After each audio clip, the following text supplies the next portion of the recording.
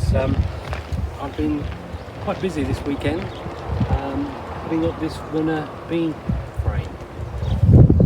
I was going to use canes, which are very quick and easy to use, very strong. Unfortunately, when I got to look at my canes in the corner of the pot, they were all a bit short or bendy, so no good.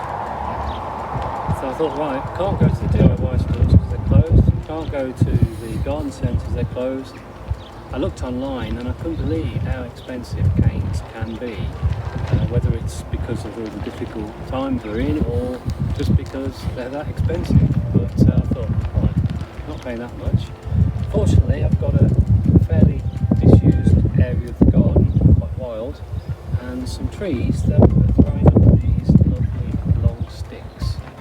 So basically, I'll cut those, put loppers on them, and pruning saws, and tear them down.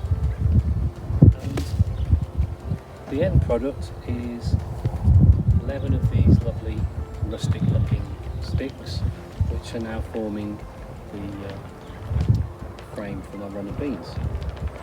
The soil here has been well looked after.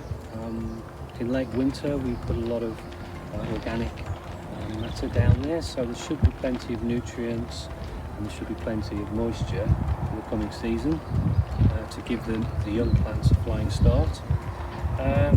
These are about 18 inches deep, so as many of you will know that when the winds come, runner bean frames can really take a bashing, especially when they're in full bloom. So what I've done is made them fairly deep. I've peeled them in, I've watered them in, and plenty of tight string here to keep it nice and sturdy. So I'm looking forward to seeing the runner bean plants when they're ready to come out and climb up this lovely rustic frame. Let's see how it goes.